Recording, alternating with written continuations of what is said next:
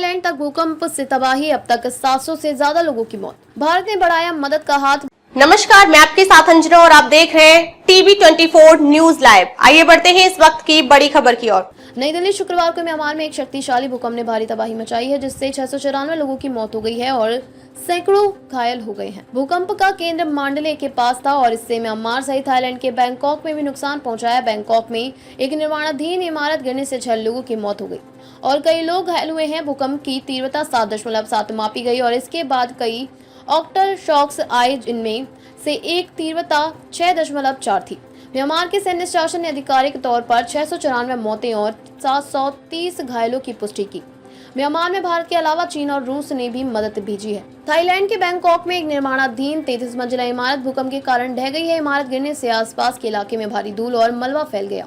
Bangkok में लोग भागते हुए दिखाई दिए और राहत कार्य जारी है। म्यांमार सरकार ने राहत प्रयासों के लिए रक्तदान की अपील की है और विदेशी मदद स्वीकार करने की बात की है। चीन और रूस ने बचाव दल भेजे हैं, जबकि संयुक्त राष्ट्र ने आपात राहत कार्यों के लिए $5 मिलियन आवंटित किए हैं। चीन के यूनान और सिचुआन प्रांतों में भी भूकंप के झटके महसूस किए गए थे। चीन के रुइली शहर में भूकंप के कारण कुछ इमारतों को नुकसान पहुंचा है और वहां के निवासी भी इसकी तीव्रता से प्रभावित हुए। अफगानिस्तान में डोली धरती। म्यांमार और थाईलैंड के अलावा शनिवार की सुबह अफगानिस्तान में भी भूकंप के झटके महसूस किए गए हैं। अफगानिस्तान में आए भूकंप की तीव्रता रिएक्टर स्केल पर 4.7 मापी गई। हालांकि अभी तक किसी तरह के नुकसान की कोई खबर सामने नहीं आई है। भारत ने म्यांमार की मदद के लिए 15 टन राहत सामग्री भेजी है। भारतीय वायुसेना का C-130J सुपर हरक्यूलिस विमान हिडन एयरफोर्स स्टेशन से राहत सामग्री लेकर म्यांमार के लिए रवाना हुआ। भारत के पड़ोसी देश म्यांमार में शुक्रवार को भयानक भूकंप आया। भूकंप की तीव्रता 7.7 थी, जो कि काफी तेज था। इन झटकों से कई बिल्डिंग ढह गईं और लोग दहशत में आ गए। न्यूज एजेंसी AFP के मुताबिक भूकंप में कम से कम 694 से ज्यादा लोगों की मौत हो चुकी है और 1670 से ज्यादा लोग घायल हुए हैं। हालांकि मरने वालों की संख्या और अधिक होने की आशंका जताई जा रही है। जुटा प्रमुख मिन ऑन्ग हाइंग ने एक वीडियो स्पीच में कहा कि मैंने राहत प्रयासों के लिए अंतर्राष्ट्रीय समर्थन का अनुरोध किया है।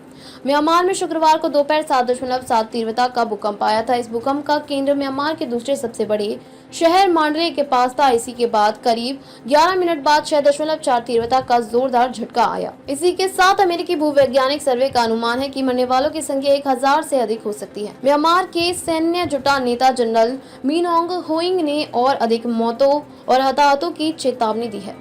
साथ ही उन्होंने किसी भी देश के मदद और दान देने के लिए आमंत्रित किया, जबकि मेजर जनरल जॉ मिन तुन ने बताया कि नेपिडी, मोडले और शांगांग शहर में अस्पताल घायलों से भरे हुए थे। थाईलैंड में बैंकॉक के चाटचक बाजार के पास 33 मंजिला निर्माणाधीन इमारत ढह गई। इमारत के ढहने का वीडियो भी तेजी से वायरल हो रही है। इमारत के ढहने के बाद बचाव कर्मी मलबे की ओर दौड़े और घायल लोगों को फौरन अस्पताल ले जाया गया। म्यांमार के भूकंप के बाद राहत अभियान शुरू किया जा चुका है। संयुक्त राष्ट्र महासचिव एंटोनियो गुटेरेस ने घोषणा की कि संयुक्त राष्ट्र जरूरतमंद लोगों की सहायता के लिए दक्षिण पूर्व एशिया में जुट रहा है। राहत के लिए $5 मिलियन आवंटित किए गए हैं। अमेरिकी राष्ट्रपति डोनाल्ड ट्रंप ने कहा कि म्यांमार में अधिकारियों से बात की है और पुष्टि की है कि उनका प्रशासन देश को सहायता देगा। म्यांमार की सरकार ने सबसे अधिक प्रभावित क्षेत्रों में बल्ड की उच्च मांग की सूचना दी है।